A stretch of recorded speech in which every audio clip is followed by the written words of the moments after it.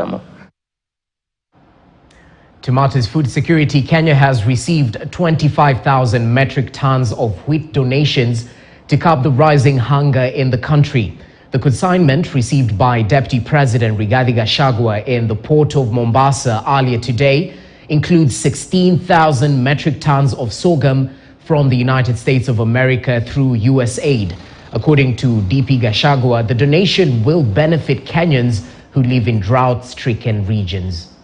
Director, Mr. Muktaba Jaffer, to lead us through the first session. East African region. We thank you. We want to thank the grain bag handlers for very efficient way you are handling the grain, and we want to urge you to continue. As things have been, we have not lost a single life because of famine. And I want to say, I really want to thank all the stakeholders for the support that you have accorded me in that role of coordinating the drought response so that we can look for ways to keep our people alive and try to protect livelihoods. I want to thank you, and I want to ask for continued support as we go into the future.